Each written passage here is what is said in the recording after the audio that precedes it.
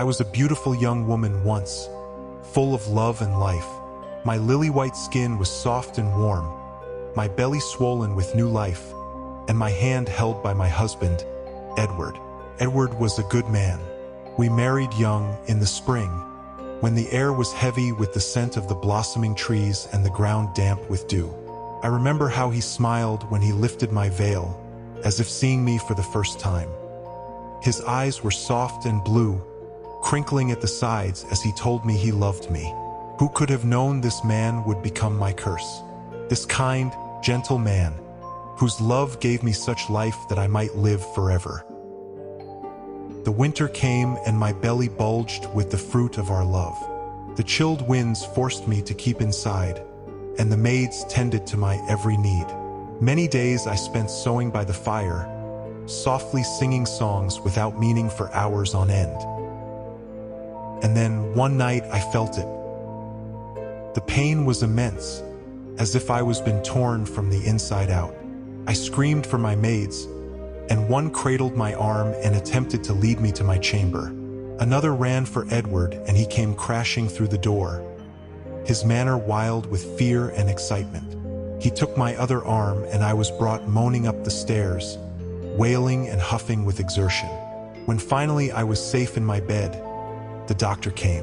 He went about his way and ordered me to push and breathe while Edward held my hand, both of us soaked with sweat. Suddenly, the doctor paused.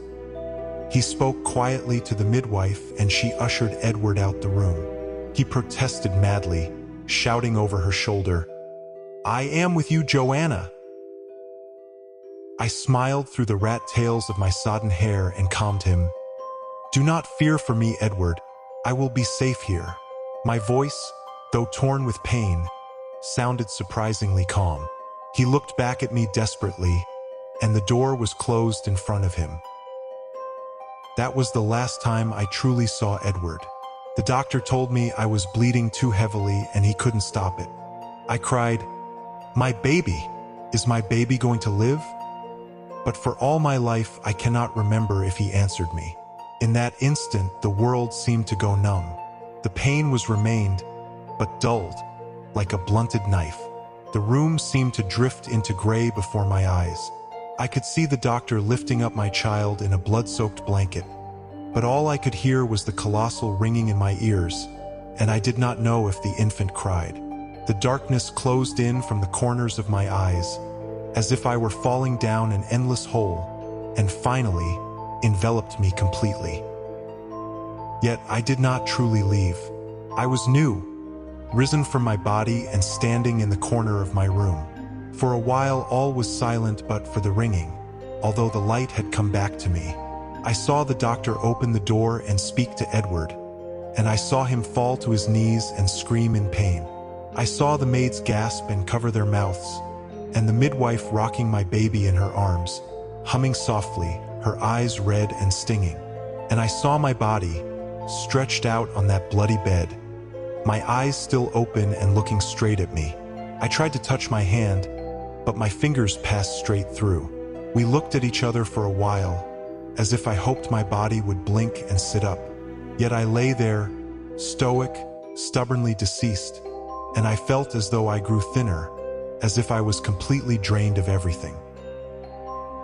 Then all sound gushed back and awoke me from my stupor. Edward's howling sobs, the weeping of the maids, and the screams of my baby. I went to the midwife, although she did not see me.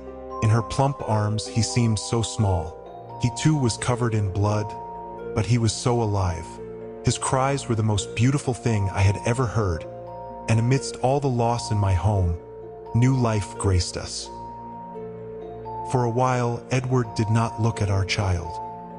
He allowed the maids to change my bedsheets, then placed me amongst new ones as if I were asleep. He laid beside me and embraced me all night, his tears soaking my cold, dead skin. It was as if he was trying to warm me, to bring me back to life. How I wanted to embrace him back, to tell him I was still with him, but there seemed no way. So I laid on the other side of my corpse, resting upon myself and watching darling Edward sleep, wishing with all my heart to come back to him. but I could only watch. Eventually, the undertakers came to collect my body. Edward did not fight them, but sat and watched them with eyes sunk and dead with grief. He and I stood together at the window as we watched the cart take me away, and I held his hand. Although my ghostly fingers could hold no earthly thing, he seemed to feel me, and he looked at his hand for a long time, then up at my face or where my face would have been. He tightened his grip on thin air, yet I felt we were together, across the worlds of life and death, and I could almost feel the warmth of his hand on mine. He spoke nothing of this, of course, but that night he went to the baby's room, where the nurse sat and knitted beside him. He dismissed her, and he sat in her place. He looked at our child, then addressed the room as a whole. "Are you with me, Joanna?" he said. "Yes," I cried, but he could not hear me. He waited for an answer, and desperate, I tapped the mobile above the bed with the tips of my fingers. It rocked to and fro, and Edward saw it and knew it was me. The baby giggled at the knitted birds that moved with the mobile and held out chubby little hands to them. Edward looked at our child with love and spoke to me again. "As long as you are with me, my darling, I am a blessed man. But heaven knows I miss you even though you are here." He stroked the baby's head. "He is all I have left of you, my baby boy. He is the evidence of our union, and I haven't even named him yet." He let tears run down his face as the boy gripped his finger in his tiny palm. "Jonathan," he whispered, "in memory of my Joanna." I smiled and stood beside him as he cradled our son, like some twisted family portrait. I placed my hand on his shoulder and we sang to him together, a folk song my mother had sung to me when I was a child, and Edward's mother to him.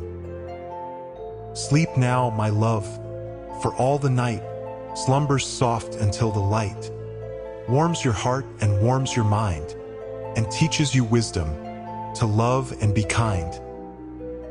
Sleep now, my love, for all the stars shimmer watching from afar, and angels will watch you and smile with delight as you sleep all through the night." Edward slept in the chair that night, with Jonathan softly snuffling in his arms.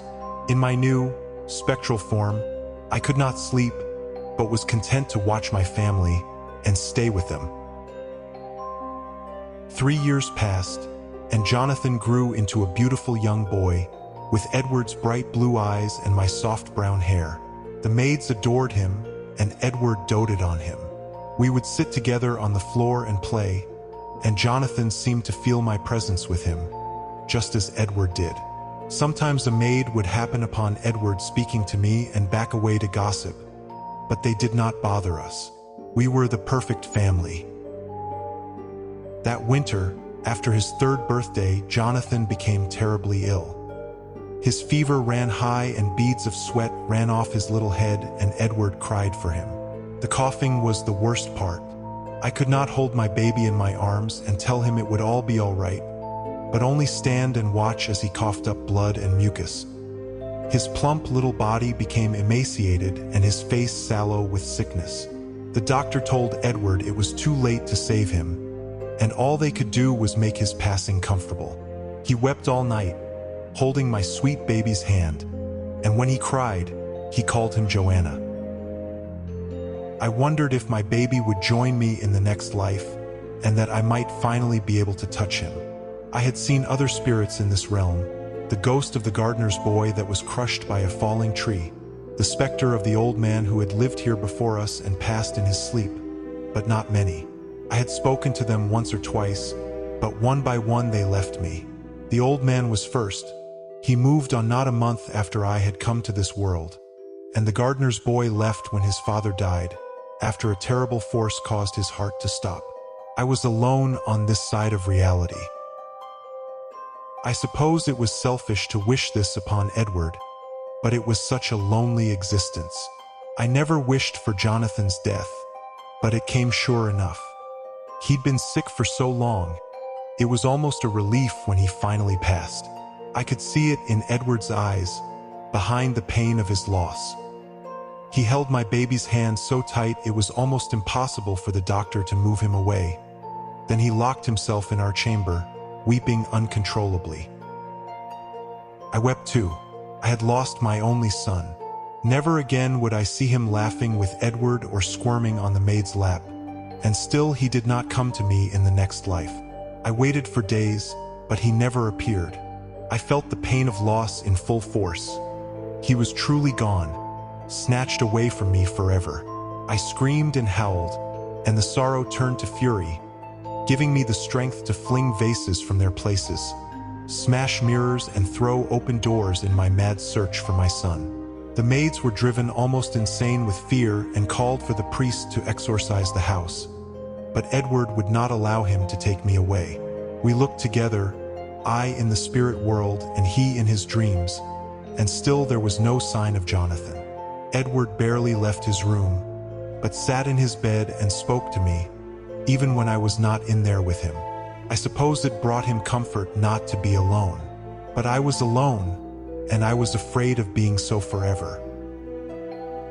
Many doctors came to see him, friends and even religious men, in the hopes of bringing him back to health. They told him it does not do to dwell on dreams. We must all move on. But my Edward refused. He expressed his fear to them, telling them I had stayed behind, but Jonathan had not returned to him. He asked if Jonathan was lost and afraid, or if it was I that was left behind. They only shook their heads at him. "Joanna isn't here," they would say, as I held his hand. As my misery grew, I grew stronger with it. Rumor quickly spread around the town of hauntings in my home. The servants told their friends of things moving out of place, of doors opening and slamming shut of their own accord, candles blowing out without wind, and my disembodied cries echoing throughout the house. One maid, a simple creature called Marianne, was dusting the mantelpiece one warm June night and happened to glance into the mirror. Behind her, she saw my ghostly image, darkened with fury and loss. But when she turned, she could not see me. She quit that night. The cook was soon to follow, after I forced all the knives to hurl themselves at the wall near where he stood. I never intended to harm them, only to drive them away so we could be alone, my husband and I. Those rumors they spread were toxic to him, and I knew that I must protect him. I had no idea that I was sealing my own fate. A whole year passed, and every servant in the area refused to work for Edward in his haunted house. Jonathan still had not come home to me, so Edward and I would sit by the fire and wait, silently. With the meddlesome servants gone, I had no need to act out of fury, only to love my husband. He would read his books and I would sit in my chair and watch him, peaceful. When we were together, I felt safe once again. But when he slept, I felt fear and loneliness rush back to me like vomit rising in my throat. And once more I would tear the house apart and cry for Jonathan. Edward hanged himself on the 5th anniversary of my death and Jonathan's birth, from the chandelier in the dining room. I wonder if I truly tried to save him, or did I let him die so he could come to me? I can't remember now, it has been so many years. No one had worked for my husband for such a long time that it was days before they found his corpse, rotting from the rafters. Myth carried on our legacy for us. Many families moved in after Edward died, but none lasted very long. All left in a hurry, claiming of terrifying hauntings, of screaming and crying, of dark figures in the shadows. I was trapped in that house, and as my stories lived, so did I. Perhaps Edward and Jonathan were trapped there too. Many families complained of hauntings I never performed, of a child laughing, of a man softly singing. Maybe they were with me but inaccessible, or maybe the families had exaggerated their stories, but either way it drove me to anger. I wandered that house for hundreds of years trying to find my family, but I never saw them again. I saw other spirits from time to time, as I had seen them before. I saw a little girl who had been run over by a cart, and a wife who had been beaten by her husband. I saw the grisly burns on the specter of a baker who had died in a fire, and heard the crying of babies that were lost before they even learned to talk. Some of them left much faster than others, as people began to forget them. The beaten wife disappeared one day, as her sister passed and her husband took a new wife to torment. The baker passed along with his wife, and the babies vanished when their mothers gave birth to new sons and daughters. But people did not forget me, in my haunted house all alone. My story was passed on from generation to generation, and my house became a cheap tourist attraction. Sometimes teenagers would break in through the servants' quarters and dare each other to spend the night with me, or homeless men would take shelter from the wind and the rain. They trapped me here, these stories. I realized soon I had sealed my fate. In my desperation to find my son and my husband, I had created a legend. People would always remember me, the mother who lost herself and her son, and who drove her husband to death. Other spirits only had to remain here while others grieved for them, but grieving for me ended with Edward. Nobody grieves for me now, but you never forgot me.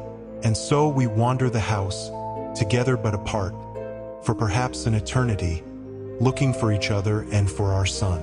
I grow tired of searching in vain, but I cannot cease to exist when others have cursed me to stay. Maybe Jonathan and Edward have moved on now, and it is only I that is stuck in this imitation life. I might never know. All I want is to rest in peace with my family, but you keep me here, like an exhibit in some twisted zoo. And so I cry here, alone forever, begging you to forget me. Thank you for watching. I hope you liked the video, and if you did, please make sure to give it a thumbs up and subscribe to the channel. Also hit that bell icon if you want to get notified as soon as we upload a new video.